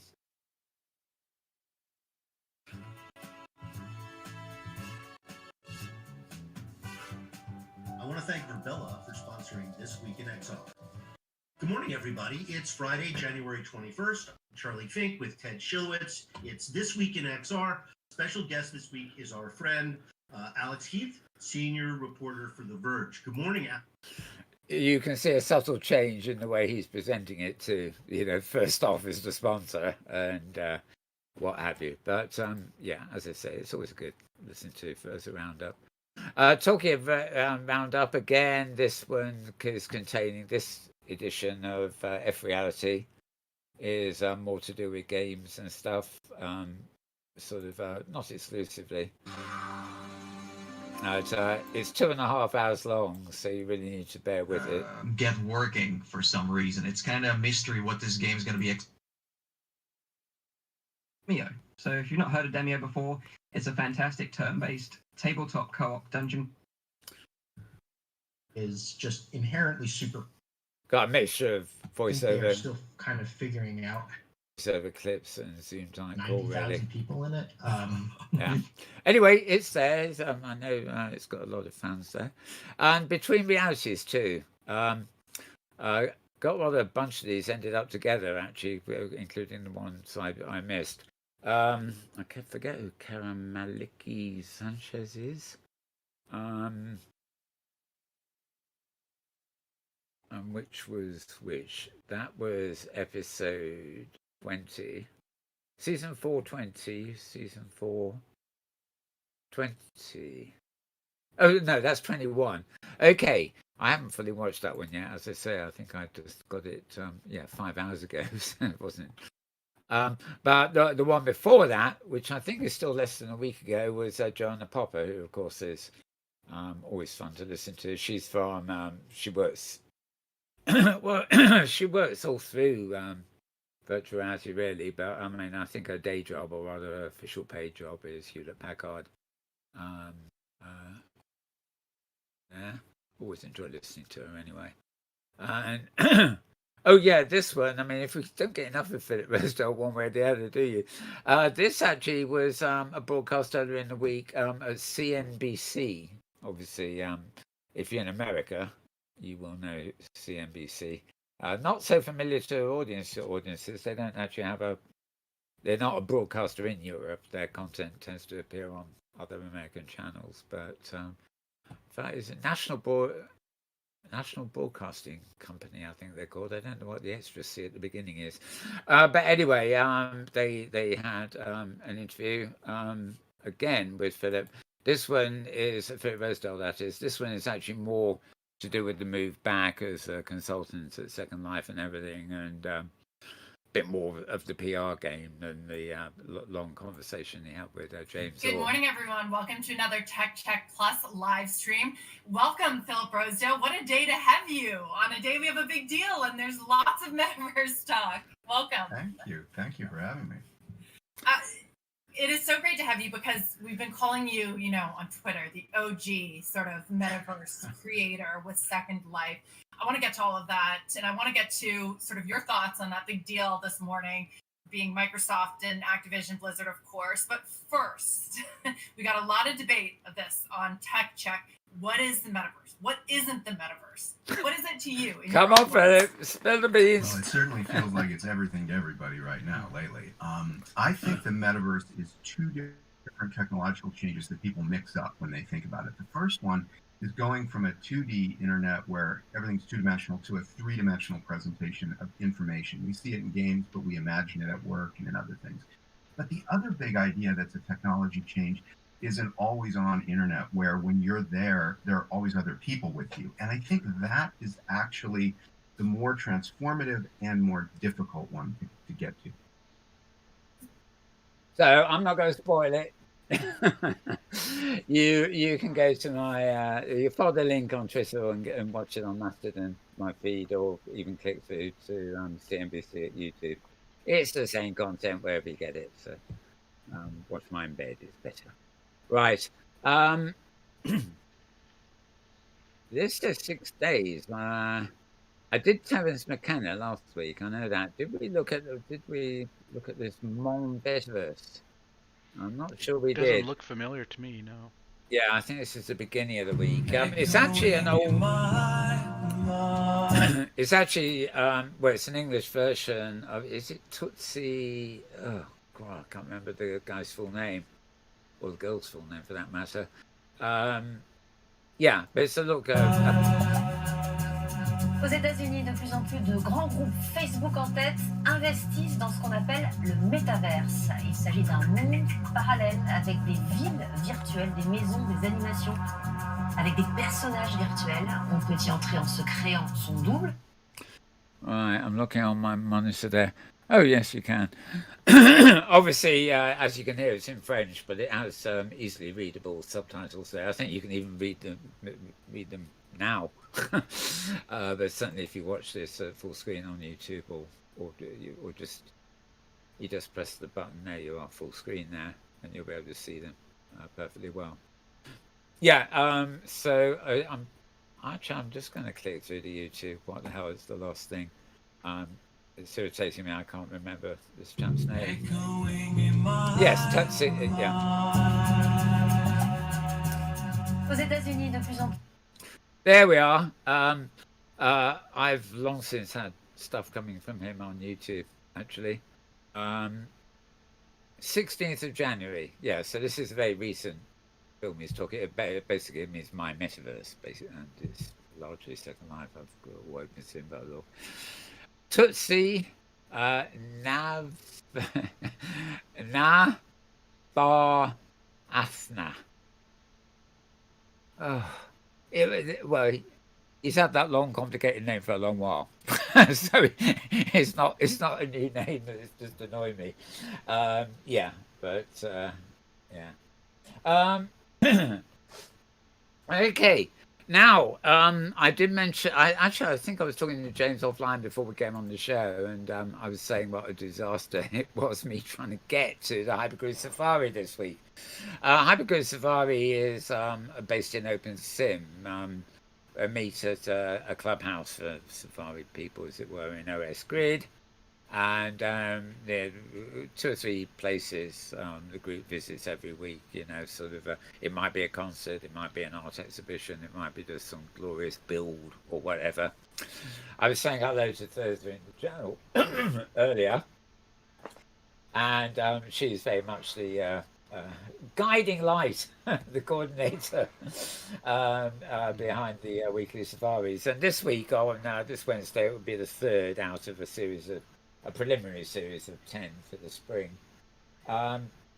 She's asked me to give a shout out to Dorina's World and Anachron of Dorina's World and Dorina herself and Liquid Craft Grid. These were the two places that were visited this past Wednesday. Now, I can't explain it. I log my avatar into a grid where I'm, a conference organizer, hypergridded over to OS Grid, managed to get there okay, although slowly. When I got there, nothing will work. I couldn't take the note cards up. I couldn't move. I couldn't do anything, and I could see a dancing Thurza, but she was. I couldn't contact the real Thurza, the second Thurza on another grid. And then the moment I actually tried to refresh and find out what was going on, bang, I'm logged out. But I was logged out from our conference server, not from OS Grid, let alone any of the others. And I kept trying, and eventually to get the links, I actually went to Discord and pasted them over. But then the Firestorm I was using did the same thing. As soon as I typed in the link, it found the link. When I pressed teleport, it said you've been logged out of OSCC. So I didn't know what's going on. I was actually just going up the wall. I then went to another... I went to Firefox. I tried to log into OS Grid, but it had lost my password. I tried to log into Gately. It had lost my passwords there because I got two Gatlys. And not fun. I will have to try and sort it out for this week. But my apologies to everybody for I didn't get there, did I? But through no fault of mine, I really did try. And actually, I'm a very big fan of Karima Hussein, and I was really looking forward to the second stop on that tour, which was on the Gately Grid. Or was it Liquid Craft Grid? I can't remember. I thought it was on Gately, but yeah, as I say, I didn't get there. But I'm a big fan of hers and her poetry and everything else. So I'm really sad I didn't get there. Okay, Dorina's World and Craft Grid, as it says, are both celebrating 12 years online this very month, both of them. Both independent grids survived 12 years with excellent levels of reliability and community. They are walking the walk, day by day, offering a great service to creators in OpenSim, not just talking about the metaverse. Okay, she's getting a dig at me now. Yeah. No. Come on.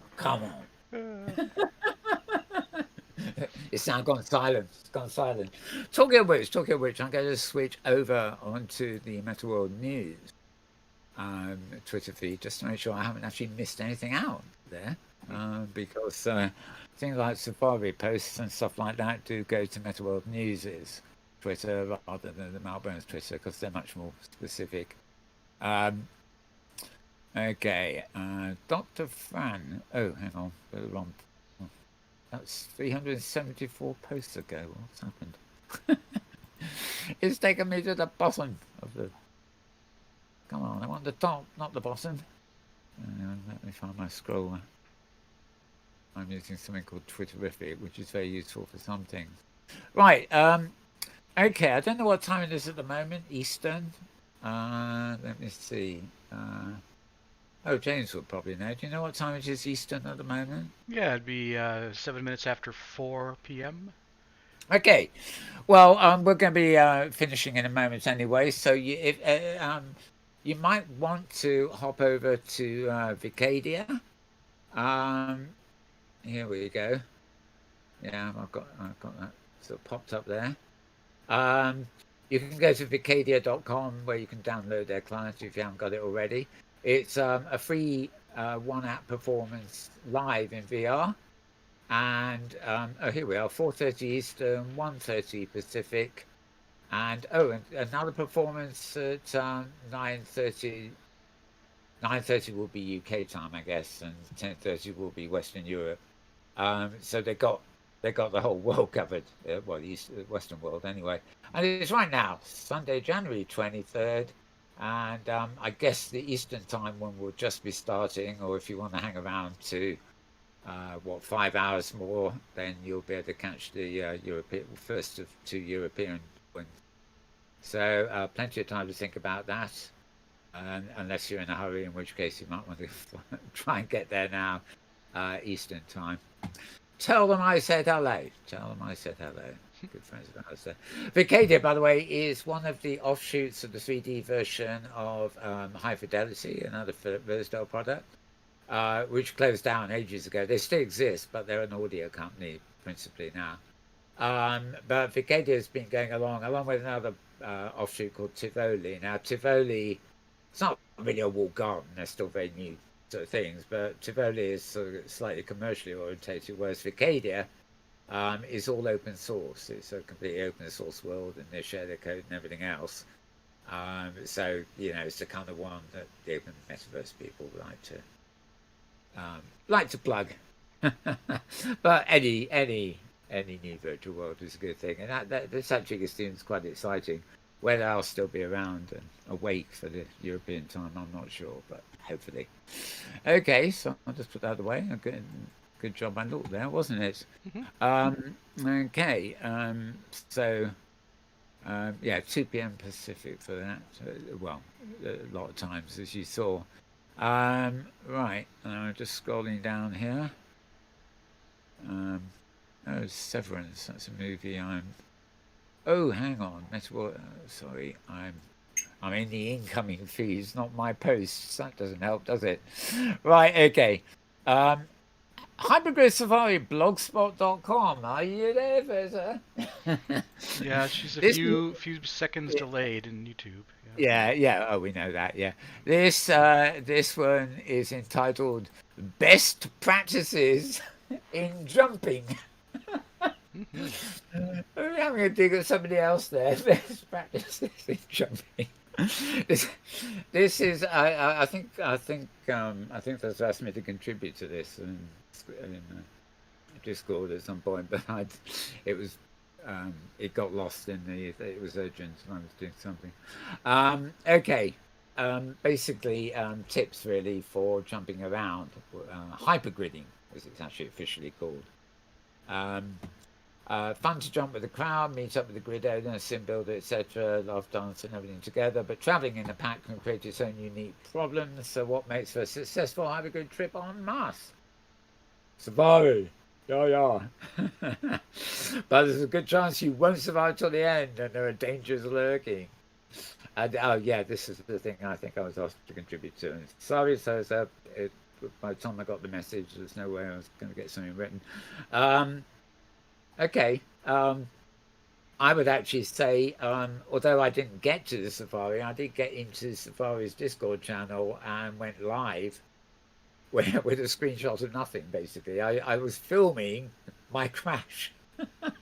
If any of you don't believe me, check the film. Basically, I was screencasting from the Safari. It worked very well the week before. I had a few people from Avacon and stuff there. They were in world at the Safari, but we were all talking in voice, back channeling on Discord. So that's where are we? There's fun to jump with the crowd, traveling with a pack, unique problems. Let's say you're on a big region and the Safari, all the members start going off and exploring. If you are using the in-world voice, it tends to fade out after a certain distance. It's wonderful for immersive sound and things like that, but it's not very good if you all want to keep in touch in voice or have the option of doing so when you're, a couple of miles away at the other end of a sim. So connecting in voice in something like Discord whilst you're on Safari, I think it could potentially be one of the many benefits there. As Thurs has pointed out to me, and this applies to other virtual worlds too, so I'm not going too off track here, is that when you are doing these things, especially with voice, but often text too, you've got a community who just enjoy jumping from place to place, and just as virtual worlds are not limited to one geographic country, neither are the residents. So you'll have people from France, from America, from Britain, from Italy, all on the same journey together. And English is not necessarily going to be a first language or even a second language for some of them. Most people around the world do speak English, but it's not, it's not really right to assume they do. And especially if you encounter somebody from France, they will make a point of refusing to talk to you until you acknowledge their language. Which is fair enough. They've actually got, the French are very protective of their language. They actually have a ministry. We all have ministries of culture in our country, but the French have a ministry for the protection of the French language, very specific, right? And I found this out when I was very young, when I first went over to France, and I had my Facebook, and it was not in this era. A sort of hippie-looking guy like me going up to policemen in France was not a particularly good idea. But I had my Facebook, and I went up to this gendarme or whatever and said, I can't remember what the expression was, but can you tell me the way to so and so, which was where I was going. And firstly, this policeman took one look at me and marked me down as bad one, long-haired hippie. But more importantly, I had forgotten that I would not understand a word of the reply. So that he did reply to me at the speed of light, and I panicked. I didn't understand what he was talking about. I could see he didn't like me, so I didn't want to. I actually just wanted to get the hell out of his company. So I think by the time he finished, I was sort of holding my hands in a gesture of praying and saying "mercy, mercy" or "merci, merci" and buckling up as fast as I could. Okay, anecdote's over, but you can get what I'm getting at here. It's you get translators and things for we Cesar and I actually held a conference which was European multinational and virtual worlds, and it meant conducting a lot of extra work to make sure we had duplicate channels so that all languages could be understood by all other languages. But it did it in a way in the end, didn't we? So it is something to bear in mind, but I still like the idea of having a voice sort of back chat too, especially if it's not full of motor mouths, stuff like that. So anyway, that's best practices in jumping. You'll find that at hgsafari.blogspot.com. So hgsafari.blogspot.com. And that is the previous blog from the same place is actually called Still Standing. Sorry, I'll go back. No. First one was jumping, the next one is the previous one on Thursday was Still Standing. There we are. Animated GIF of what I missed. Boo-hoo. And they are having fun, aren't they? This was at Dorina's World, I can tell there from the background. And here at least we got a record of some of the chat. Again, I would have missed all this. I'm scrolling down because I want to get to the pictures of Karima's place. There's Cherry. Here we are. Is that Karima herself? Yes. Yeah, that's Karima riding. Karima, if you follow me at my Mal Burns writer feed, I think, maybe the Metaworld news feed. She does lovely machinimas. Her partner died not so long ago, and she was writing a lot of poetry in that period, rather emotional, I think. But she writes, she has a regular blog, and we'll have a picture taken in a virtual world, and there'll be a poem to go with it, maybe even daily. But her machinima are actually even more wonderful because they have this moody, or I won't say medieval, but just nice sort of feeling of filmmaking in Kitely and Second Life. She actually voices her poetry over the top of the machinima, and they're just gorgeous. Her voice is lovely and soothing, quite deep sort of. Well, you'd have to see them, but look them up. So her name's Karima Huizan too, so that's her rising. Anyway, let me see. The other thing we have here, I should have preloaded these to save time, but I'm glad I was reminded to check. Hypergrid Business here. This is Maria Karloff's occasional news site. This is David. God, pop-ups, go away. Right.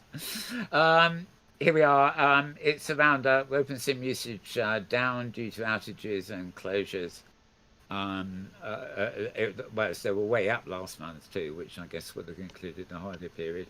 OS Grid was the biggest gainer, etc. As usual, lots of graphs. The grids don't actually. Oh yeah, they do. She's now tracking Dream grids, which are the Outworlds grids too. I'm not sure whether the figures combine the two or whether they're separate, but she is now following the grids at Outworlds, which is cool. And she's given a link here to all the Outworlds ones, which ours is when it's up. Right, popular grids, etc. All the sort of stuff you expect. Phantom Rose Grid celebrating 3rd anniversary on January 24th, which is tomorrow. So, Phantom Rose Grid. I don't know. They're actually in my Hypergrid Discord directory. I'm not sure. They're an Outworlds grid, of course. So Phantom Rose, outworlds.net. The Rock Grid, a rather big grid, down for maintenance. Speculoos World. Come on. Okay. One of the real problems in the modern day hypergrid business is that there'll be a post like the post at the top here, which was about the stats, OpenSim usage.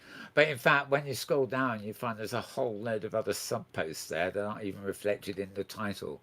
So if you rely on hypergrid business to get all your OpenSim news, you really do have to not only subscribe to the post, but you have to scroll.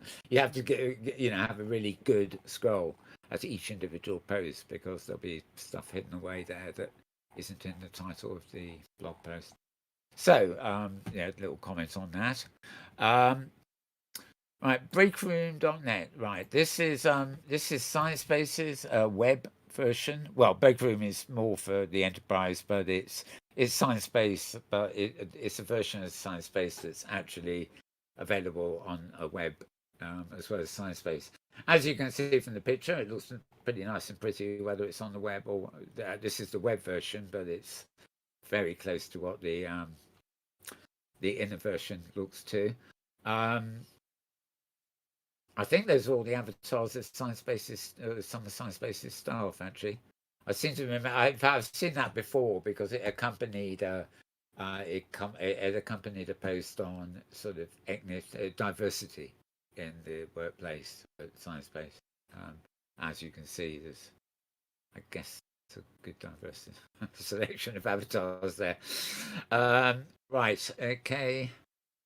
So meeting your digital twin. Yeah. Okay. Advice for avatars there, really, more than anything else. That was June 17th. So, yeah. Going up the thing. Oh yeah, one final thing. I mentioned Vicadia earlier, where that Christmas Carol or V'Arsmas Carol, whatever it's called. Right, Dale Innes, not is it Dale Innes? No, who's a blog ed? Oh yeah, I think it's Dale. One of the Dales anyway. So he's giving a download address for Vicadia, user dashboard and various documents to go with the interface. He just publishes occasional blogs, about a given virtual world, how to access it, where to download it, etc. And a brief explanation of how it all works. And anybody who's ever used Hyperdeity in 3D will recognize Vicadia. The interface is almost identical. Oh, and they do support Ready Player Me avatars, by the way, and Make Avatar too. Nice to see so many places coming up that are actually, making the creation of avatars very easy these days. They've all got a sort of lightness about them, but they're pretty good, I found, especially Ready Player Me. Okay, so that really is it. James, I've lost my screen's gone on again. Your thoughts on the whole shenanigans, James? We got there in the end. Oh, well, shenanigans. Right, so Shenanigans will never end, I don't think. We have plenty to go around. Yeah. I can't see how long our show's taken this week. I don't think. Oh, it's just coming up to 2 2 hours. hours. Yep. Yeah. Well, at least it's not 3. Right. So as it says, I'm filming my own crash like Apollo 13. Referring to you, yeah, when you were trying to get in. Craft, good birthday. No, not Mal. That's Zuckerberger. Who else wants to see film and Mal talking to a shot? Well, you could make a film if you want. You could make one, right? This was in the early 70s, and you didn't have video cameras then, let alone iPhones. And I would probably be unrecognizable underneath a massive red hair. Oh, I wonder, right? A pair of shoes underneath a massive red hair. And very, probably have bell bottoms on. Sunglasses. Oh, definitely shades, yeah. Oh, and I did. This is really embarrassing. Although they're quite fun. I think the only person I regularly did on stage was Robert Plant of Led Zeppelin. But I had these T-shirts that had a really big V in the front, and they had a cord, so they looked like, you tied them up, so they looked like the costumes you wear that film actors wear in medieval films. Like a top with a Sure. like a big V, and you tie it up. But they also had long arms, and the arms were flared too. So they went with the flares at the bottom. The flares at the bottom would be like jeans, so it'd be quite stiff. Mm-hmm. Although you could get those ex-Navy things as well that sailors used to wear. But the T-shirt, of course, was nice soft cloth, so you moved your hands around and did a imitation sort of flying gesture, and the big open bit of the T-shirt. It looked good. And it looked good on Robert Plant too, because that's the only other thing I can think of where I saw it on stage. But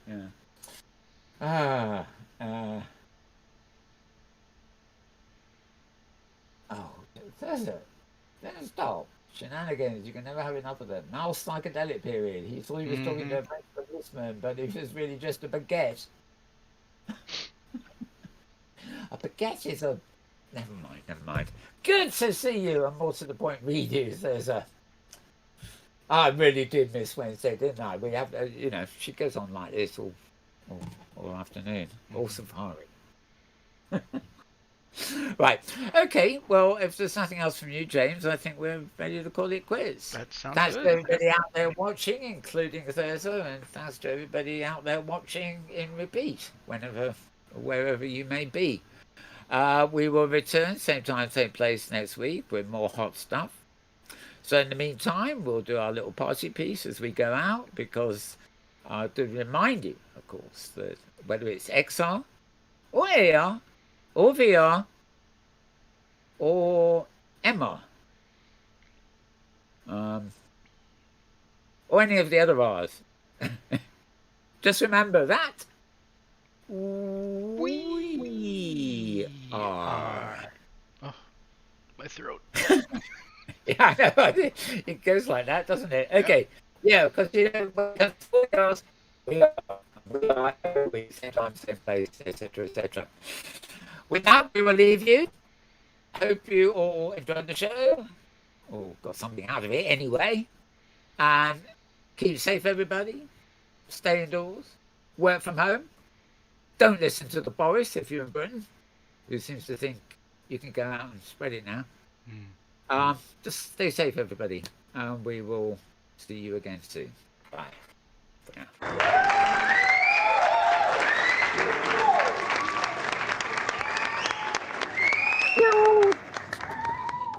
Yo. Bye.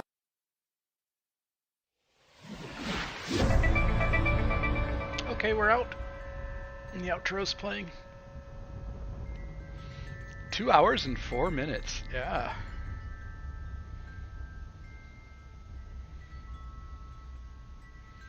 Yeah, she was there for a while. Yeah, her first comment was about Google's augmented reality, so that was early in the news feed.